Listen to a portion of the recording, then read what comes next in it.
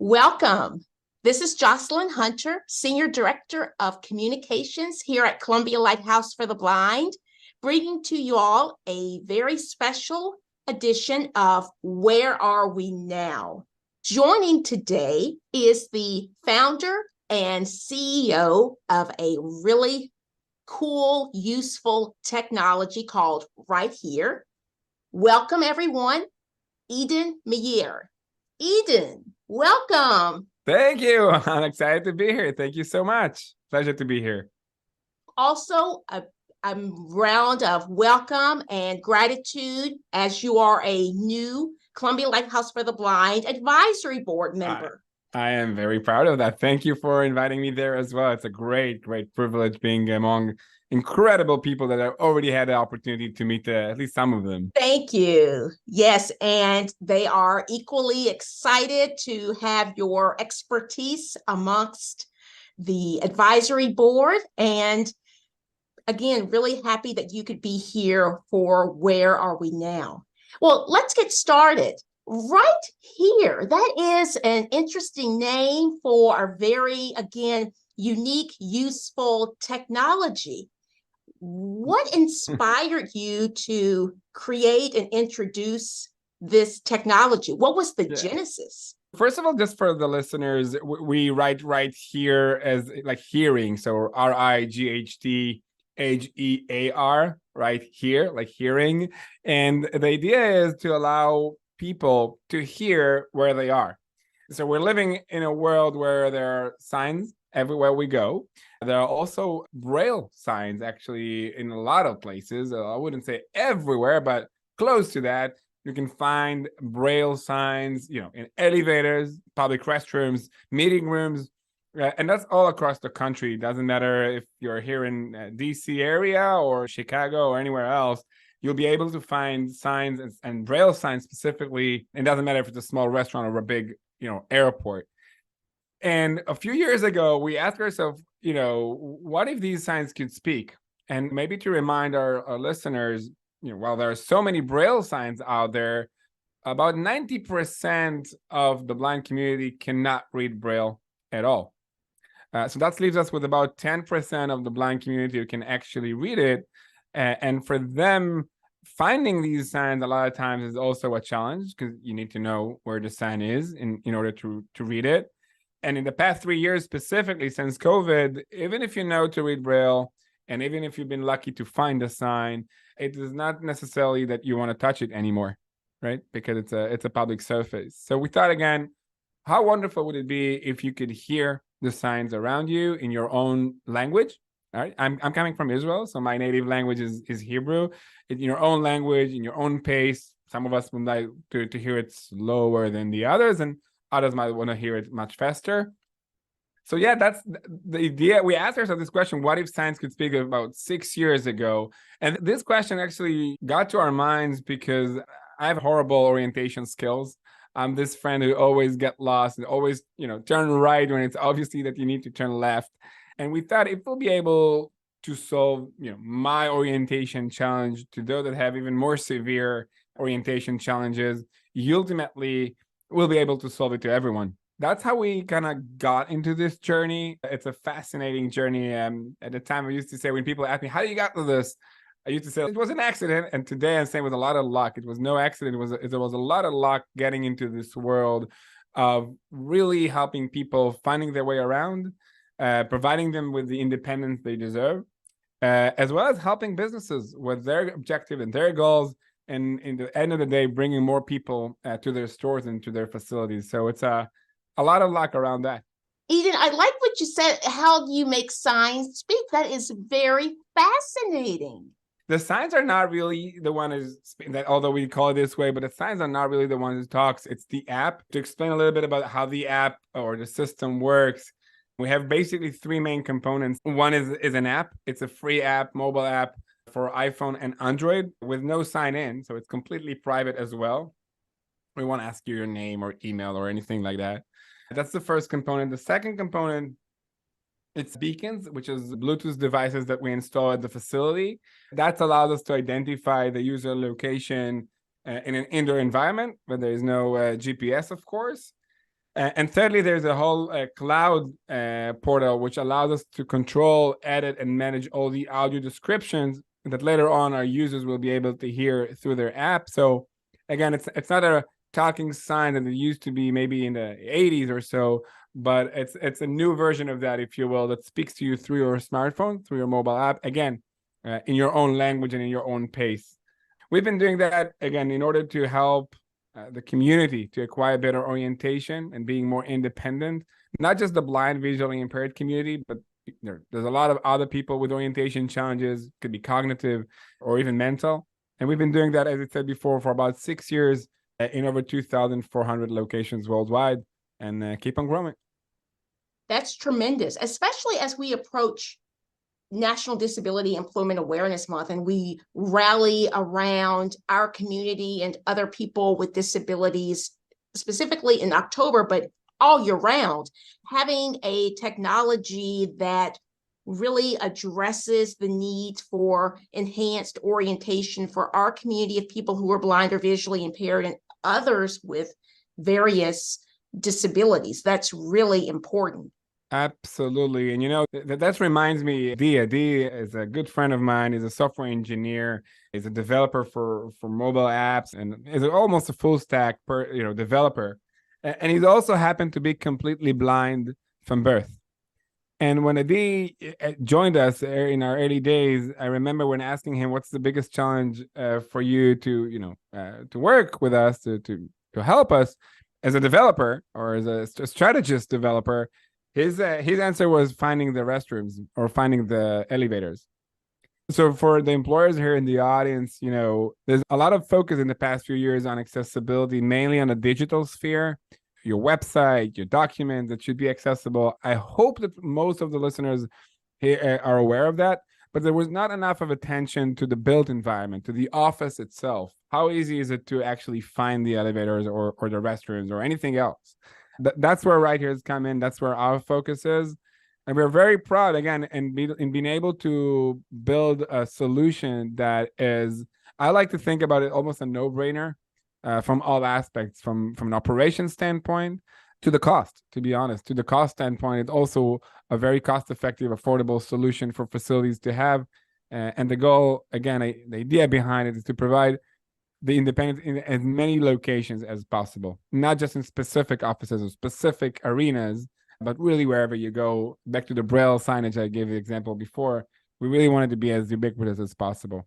And as we continue to hone in on the function of orientation, I can't help but think of orientation and mobility, which is one of CLB's programs and services. Right. Our department of experts within the sphere of orientation and mobility met with you and your team recently in our Silver Spring office. Could you tell us about that experience and the mapping of that office? Yes, absolutely. First of all, that was a wonderful meeting. We've learned, we talked about our name earlier. One of the reasons we even called ourselves Right Here is a self-reminder that the right thing to do is to hear and actually listening to the experts in the field. That's how we got to you, and that's how we got to your team. Not just telling them about what we're doing, but also learning from them what is needed and what they can teach us about orientation and mobility in general. It was a wonderful conversation with a lot of great feedback on our app and in general.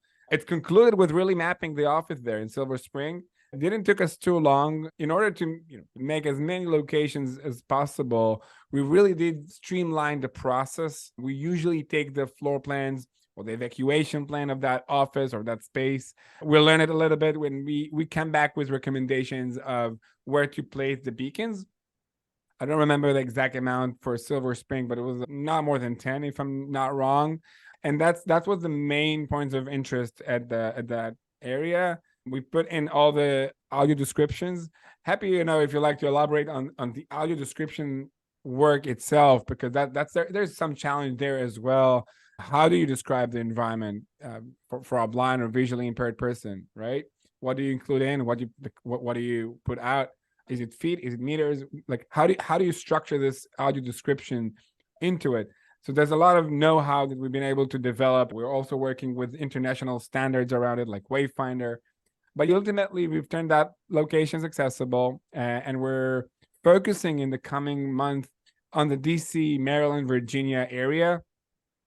There's a few activities that we're doing on that part. I'm happy to elaborate, but I think it's mainly boils down to finding strategic partners. And I'm so glad and proud that we found Columbia Lighthouse for the Blind as a strategic ally here in the area. And I'm super excited where, what's ahead of us.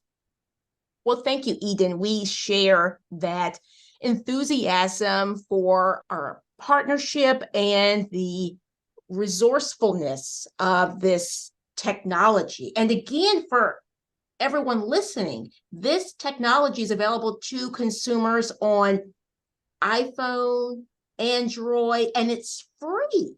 Correct. Yep. It's completely free. It's 26 different languages. 26. Yep. It's 26. The most common languages in the world. I would say a few more things. One, it's completely private, completely anonymous. Jocelyn, we've all heard with Facebook or other tools, they're collecting data on us and we are becoming the product. That's not the case here. We do not collect any personal data. We're not even asking for it from our users, so we don't have any way to do that. Our business model, while it's free for the user and it's completely private to the user, our business model is charging facilities for this service. And just like facilities, paying for elevators or ramps or anything else that comes with accessibility in mind, similarly goes here. And I must say, we're kind of living in an age where some businesses, some facilities think about, and some people in general think about this as a feature for their facility. Okay. I generally believe that it's not a feature, it's a right. It's just people's right. Looking at the ADA, that's what the requirement is, providing equal experience for everyone in the built environment. The reason we have so many Braille signs is in order to support that thesis, and we can definitely do more. So I invite our listeners to download the app, playing with it outdoors, indoors, and wherever they are. And as maybe I'll mention, if I may, Jocelyn, about the unlock. Please do. Yes, I'm curious. What is this unlock feature? Yeah, so this is exciting for me. It's a feature we've been working on for quite a while. It's currently in beta only for people in the DC, Maryland, Virginia area only. So nobody else around the world can try it. So if you are in the area, please give it a try. We do need your feedback. The idea behind the unlock feature, which can be found in the main screen of the app, is to work together with the community in order to turn locations into more accessible environments. What we found is that when a business is approached by a user, by a person with orientation challenges, or by a blind person, for example, the likelihood for that business to actually do something with it and to accommodate is so much higher than if we just do it directly. So we wanted to make it simpler and easier, really streamline the process for our users to contact facilities. What this unlock feature does, once you click on this unlock, like unlocking locations, you'll find a list of businesses in the area. It's currently available in 8 cities here in the area, which you can find it there. But you can find these businesses in whatever city you are. And then the app will ask you if you want to ask them for accessibility. And if you do, it will basically open up your email. And it's already have a pre-programmed email tailor-made to that business. Wow. Yes, we're putting some AI behind it with ChatGPT, and it's obviously easy for you to edit. You can change the message to that, this email to that facility, or completely writing it from scratch for yourself. But we really do want to encourage people to contact businesses, not just us. It takes a village, as I always say. It just takes a village, and I'm super excited about it because for me, it's building up a movement. So it certainly is. It really gives the tool to advocate for the community, for our region, for enhanced accessibility. Precisely that. And advocate is the right word here. And thank you for mentioning that.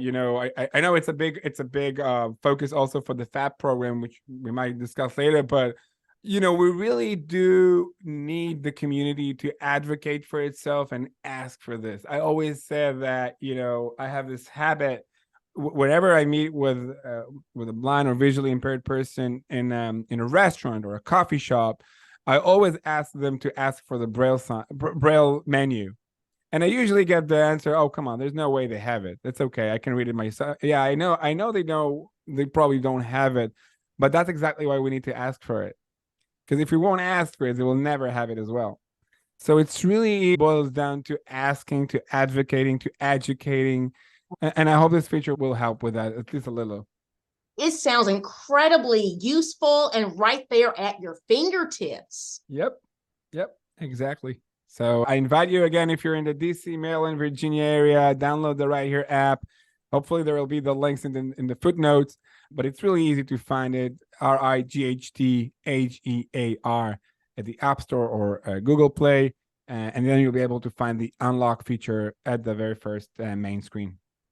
And speaking of FAB, CLB is extremely excited, looking forward to hosting an upcoming class of Foundations of Adjustment to Blindness adult participants. Again, that is commonly referred to as FAB, F-A-B, and those participants will receive critical knowledge on adjusting to vision loss under the direction of our Associate Director of Rehabilitation Services, Annie.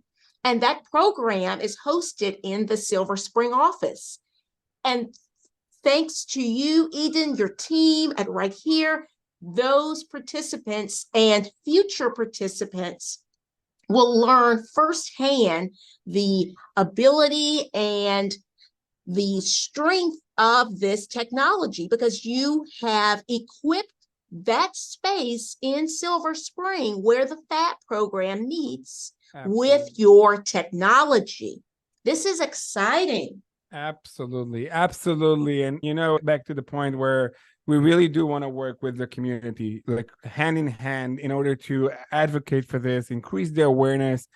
My wishful thinking that in a few years from now, it will become obvious that you need to have audio format signage at your facility. It will become just obvious, just like it's obvious today that there should be a ramp there, right? It's like no business is proud. Hey, look at us! We have a ramp at the entrance to our restaurant. It's like, of course you do. That's expected, right? That's the norm. That's the standard. That's what we're all expecting from that business. I really do hope that within a few years, we'll be able to create together with the community, so that will become the new norm, and that's what we're working on these days. If I'm a business leader listening to Where We Now, and they recognize the impact that your technology is making, they recognize the need for greater inclusion, accessibility within this Washington, D.C. region and beyond, how do they connect? How do they connect with you and your team to obtain the technology, the beacons? How does that conversation begin? That's a fabulous question. So thank you for that.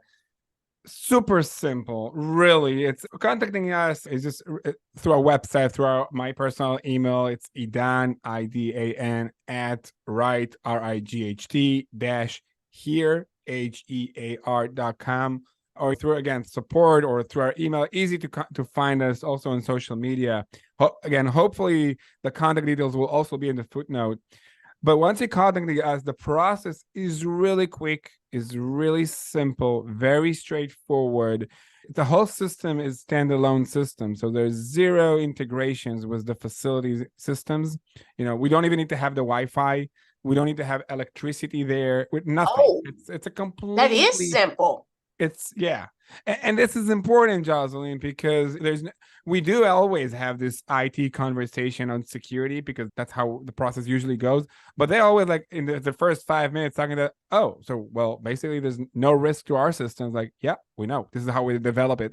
We don't want to have any risk to your system. So from an IT perspective, very straightforward. From a privacy perspective, as I said before, there's no personal data collected. So it's really is no-brainer on that side. From an operation perspective, we usually ask for the floor plan, the evacuation plan, which all businesses basically has. Some of them are obviously on the wall. We ask for that. Mapping it, take us sometimes a day or two. We're not charging for that. That helps us to identify or to determine the scope of the project. We've been working with all of McDonald's restaurants in Israel, Pizza Hut, but also with big airports and hospitals. So in order to understand the cost, we do need to understand the scope of the project. Okay. I would say that in any case, that's a very affordable, reasonable accommodation to have. And again, based on that call, we can and mapping, we can get back with a proposal fairly quickly. And the goal is really installation also can be done a lot of times by the facility. We send you a package, you stick a few stickers on the wall, and that's it. In other cases, we can come over and do the work for you. As I said, the goal is to have it everywhere we go. So we had to simplify. I always said it was super complicated to build something that eventually is so simple to adopt. It's just a matter of awareness. So if you're listening to this, please contact us. If you understand the importance of inclusion and accessibility, and you want to be ahead of the curve. We mentioned ADA and reasonable accommodation. Being ahead of the curve is important here because it is a discussion that is being done in all forums right now, that there's a higher expectations from the built environment, a higher level of accessibility from signage and wayfinding. So it's absolutely an opportunity being ahead of the curve and doing it before it becomes the norm and the obvious. Thank you for that thorough overview of getting connected. And as again, we are here on the near eve of National Disability Employment Awareness Month. For everyone listening, as a reminder, October is a special month within the disability community. It is National Disability Employment Awareness Month. And right here has a really big goal, a moonshot goal, some would describe. You might describe it.